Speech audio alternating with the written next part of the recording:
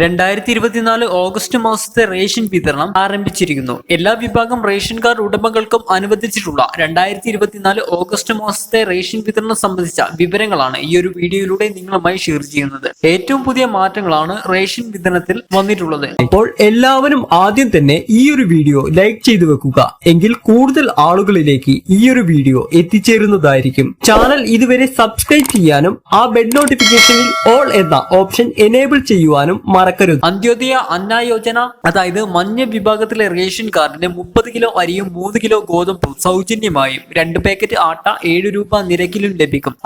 അതുപോലെ തന്നെ പിങ്ക് കാർഡിലെ ഓരോ അംഗത്തിനും 4 കിലോ അരിയും 1 കിലോ ഗോതമ്പും സൗജന്യമായും ആകെ ഗോതമ്പിന്റെ അളവിൽ നിന്നും 3 കിലോ കുറച്ച് അതിനു പകരം 3 പാക്കറ്റ് ആട്ട 9 രൂപ നിരക്കിലാണ് ലഭിക്കുന്നത്. ഇനി നീല കാർഡിലെ ആളുകൾക്ക് 2 കിലോ അരി വീതം കിലോയ്ക്ക് 4 രൂപ നിരക്കിലാണ് ലഭിക്കുന്നത്. കൂടാതെ NPS കാർഡിന് അധിക വിഹിതമായി 4 കിലോ അരി കിലോയ്ക്ക് 10 രൂപ 90 പൈസയിലാണ് ലഭിക്കുക. ഇനി വെള്ള കാർഡിലെ ഓരോ അംഗത്തിനും കാർഡിന് 5 കിലോ അരിയും കിലോയ്ക്ക് 10 രൂപ 90 പൈസ നിരക്കിലാണ് ലഭിക്കുന്നത്. അതുപോലെ തന്നെ ബ്രൗൺ കാർഡിന് ലഭിക്കുന്ന വിഹിതം 2 കിലോ അരിയും കിലോയ്ക്ക് 10 രൂപ 90 പൈസ നിരക്കിലാണ് എല്ലാവർക്കും ലഭിക്കുക.